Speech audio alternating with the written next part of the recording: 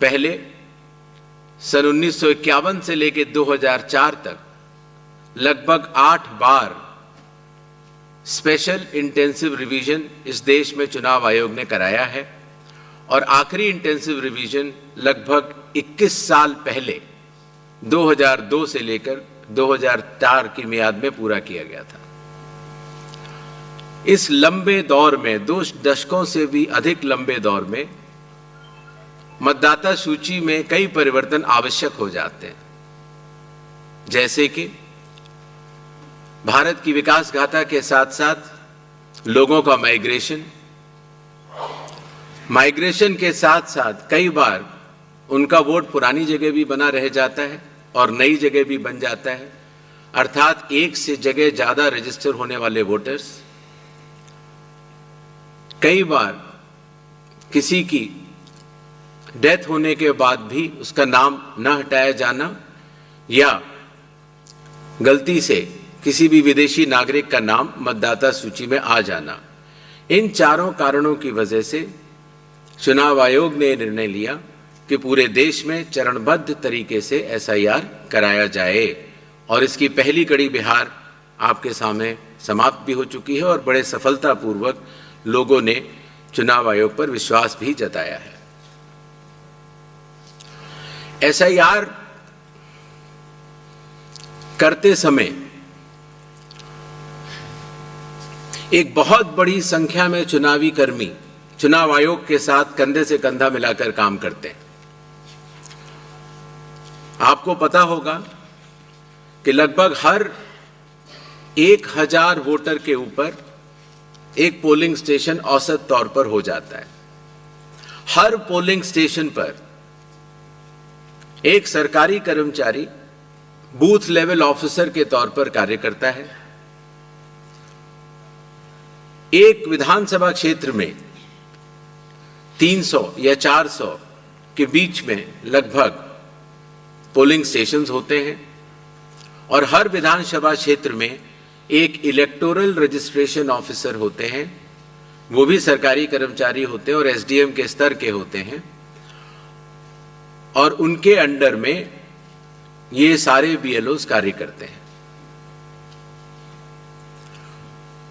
Electoral registration officer को सहायता करने के लिए assistant electoral officer registration officers भी होते हैं,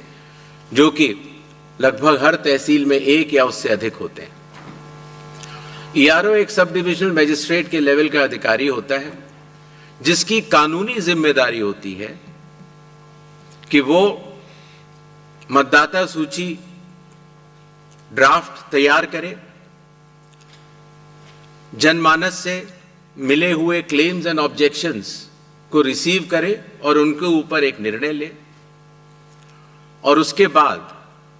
एक फाइनल मतदाता सूची प्रकाशित करे। ईआरओ के इस निर्णय के बाद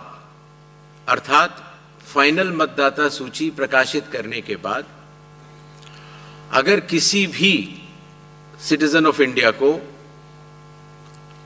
उस विधानसभा क्षेत्र में रहने वाले किसी भी मतदाता को अगर कोई भी अपील करनी हो तो वो उस जिले के जिला अधिकारी के पास कर सकता है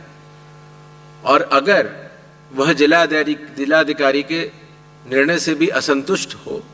तो उस राज्य के चीफ इलेक्टोरल ऑफिसर के पास अपनी सेकंड अपील दायर कर सकता है। यह मैं इसलिए आपको बता रहा हूं कि बिहार में सभी राजनीतिक दलों के साथ मिलकर जब एसआईआर हुआ,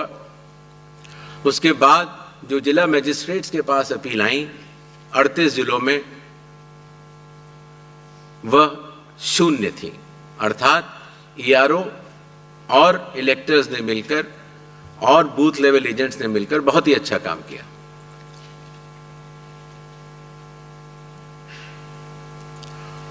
एसआईआर के समय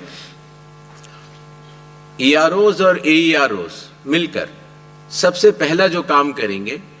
वो इन्यूमरेशन फॉर्म्स को प्रिंट करेंगे। जिन राज्यों में एसआईआर हो रहा है या अभी होने वाला है, उनकी मतदाता सूची आज रात को 12 बजे फ्रीज कर दी जाएगी और उन हर मतदाता को जिसका नाम उस सूची में है उसको एक यूनिक इन्यूमरेशन फॉर्म प्रिंट करके बीएलओ उसके घर देने जाएंगे। इन्यूमरेशन फॉर्म में वो आवश्यक डिटेल्स होंगे जो कि आज की मतदाता सूची में है। जब बीएलओ फॉर्म्स डिस्ट्रीब्यूट करना शुरू करेंगे एग्जिस्टिंग इलेक्टर्स को, उसके बाद इन्यूमरेशन फॉर्म में जिसका भी नाम है वो उसको लिंक करने का प्रयास करेंगे कि क्या उन्हीं का नाम 2003 की सूची में था। अगर था तो उनको कोई भी कागज और नहीं देने होंगे। इसी तरीके से अगर उनका नाम स्वयं नहीं था और उनके पिताजी या माताजी का नाम था तो भी उनको कोई और कागज नहीं देने होंगे। तो ये लिंकिंग और मैचिंग, बिहार जब हमने एसआईआर किया था तो सिर्फ बिहार की अवेलेबल थी, और आज पूरे देश की 2002 से 4 में हुए एसआईआर की मतदाता सूची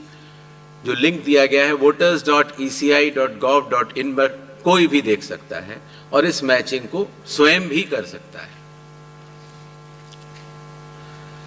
बीएलओज, बूथ लेवल ऑफिसर्स एसआईआर की प्रमुख कड़ी होते हैं। जब वो घर जाते हैं तो कई बार ऐसा भी हो सकता है कि किसी और व्यक्ति की उम्र उस घर में 18 साल के ऊपर की हो गई हो, तो हाथ की हाथ उसी समय वो उनका फॉर्म 6 भी भरवा लेंगे और डिक्लेरेशन भी ले लेंगे और उसकी मैचिंग और लिंकिंग भी पुराने एसआईआर से कर लेंगे। कई बार हमारे मतदाता अगर पढ़ने या लिखने में उनको दिक्कत है तो बूथ लेवल ऑफिसर उनको इन्यूमरेशन फॉर्म भरने में मदद भी करेगा, और मदद करने के बाद इस तरह के सारे इन्यूमरेशन फॉर्म्स मैचिंग और लिंकिंग करने के बाद वो ईआरओ और एईआरओ को जमा करेगा। कई बार एक बार जब बूथ लेवल ऑफिसर घर जाता है तो या तो कुछ मतदाता अवेलेबल नहीं होते या कहीं गए होते हैं,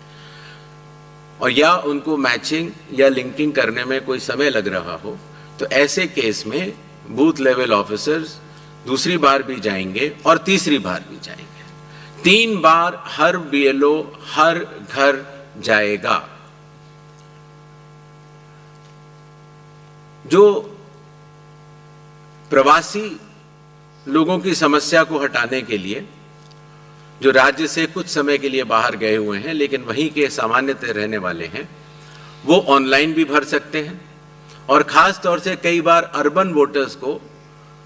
क्योंकि उनके दिन के समय ही ऑफिस आवर्स रहते हैं, तो वो भी ऑनलाइन भर सकते हैं। बूथ लेवल ऑफिसर का यह भी कार्य होगा कि जब वो इन्यूमरेशन फॉर्म देता है तो इन्यूमरेशन फॉर्म दस्तखत करके मतदाता को वापस भी करना होता है। तो अगर मतदाता की मृत्यु हो चुकी हो, या वो स्थायी रूप से प्रवास कर चुका हो, या वो एक से जगह ज्यादा रजिस्टर हो गया हो, तो वो उस जगह दस्तखत नहीं कर पाएगा, और ऐसे लोगों की शिनाख्त करना भी बीएलओ की जिम्मेदारी है। एक बात मैं फिर कहना चाहता हूं कि जो मतगणना, वो इन्यूमरेशन फॉर्म की जो फेज होगी उसमें किसी भी व्यक्ति से किसी और कागज की आवश्यकता नहीं होगी, बस उन्हें अपनी मैचिंग या लिंकिंग दिखानी होगी कि 2003 में किसके साथ है। नेक्स्ट, सारे फॉर्म्स मिलने के बाद ईआरओ और एईआरओ ड्राफ्ट सूची प्रकाशित करेंगे। ड्राफ्ट सूची में उन्हीं मतदाताओं का